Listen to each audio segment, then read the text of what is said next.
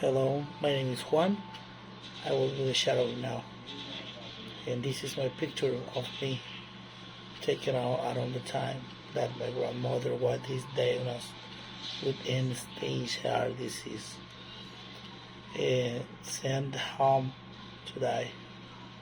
She already had so many bypass surgeries, basically around out of plumbing, confirmed to what she heard crushing chest pain. Her life was over at age 65, but then they heard about this guy, Nathan Sprikin, one of our early lifestyle medicine pioneers. And what happened next is actually detailed in Sprikin's biography. My grandma was one of the dead door people. Frances Grinder, my grandmother, arrived in a wheelchair.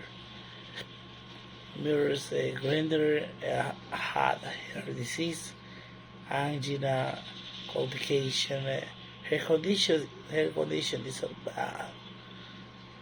She could no longer walk without great pain in her chest and legs within 3 weeks. Though she was not only out of her wheelchair, she was walking 10 miles a day. Here's a picture of my grandma at her grandson's wedding, 15 years after doctors abandoned her to die.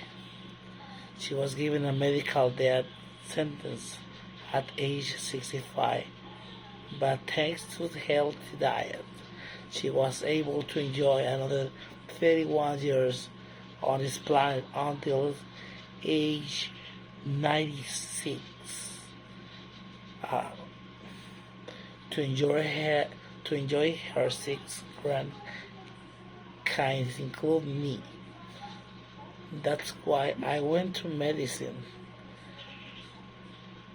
Years later, when Dr. Dean Ornish published his landmark lifestyle health trial, proving me with something called qualitative angiography, that in her disease could be reversed, arteries opened up, without drugs, without surgeries, just a plant-based diet and lifestyle programs. I assumed this was going to be the game changer.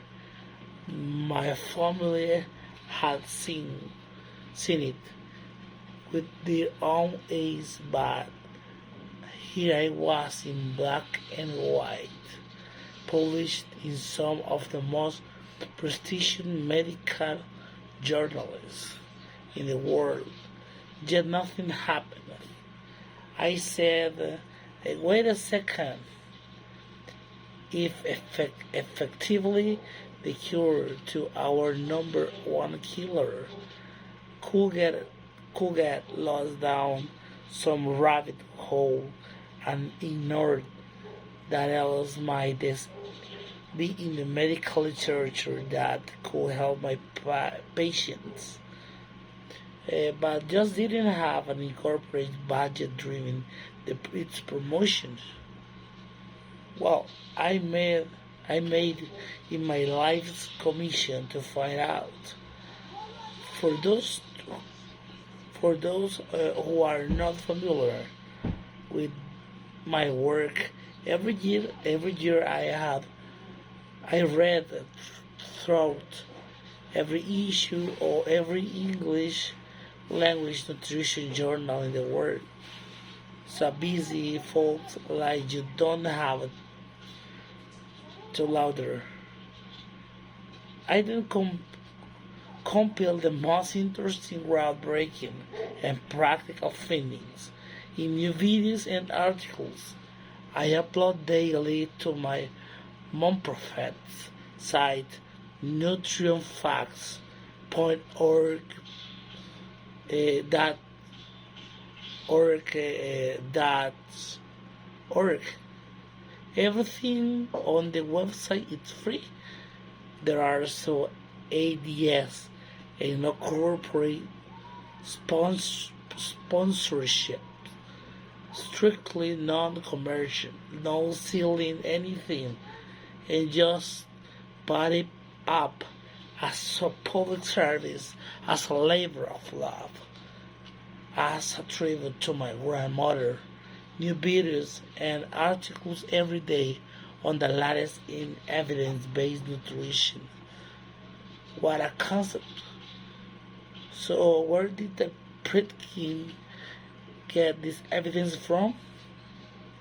A network of missionary hospitals set up throughout sub-Saharan Africa uncovered what may be one of the most important medical advances according to one of our best medical figures of the last century, Dr. Dennis Burkett.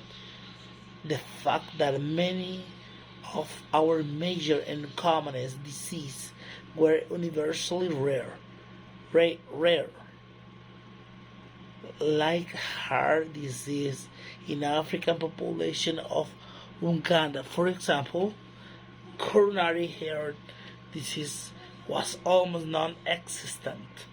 Wait a second, for number one killer, almost non-existent. What were they eating? We are eating a lot of vegetables and grains and greens, and their protein almost entirely from plant sources, and they had cholesterol level to prove it. Very similar to what one sees in the kind of modern day plant eater. You say, wait a second. Maybe they were just dying early, never lived long enough to get heart disease. No, here's a match. Here attack rate in Uganda versus St. Louis.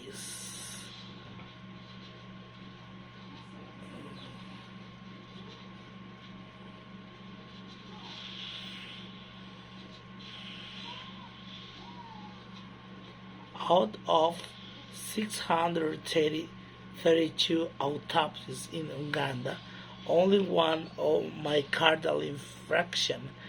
Out of 632 gender-matched autopsies in Missouri, 136 myocardial infarctions.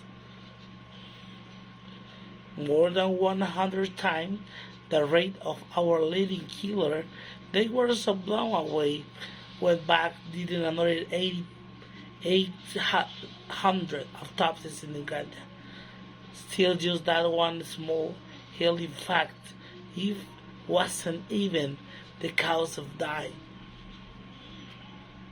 Out of 1427 patients, less than one of 1,000.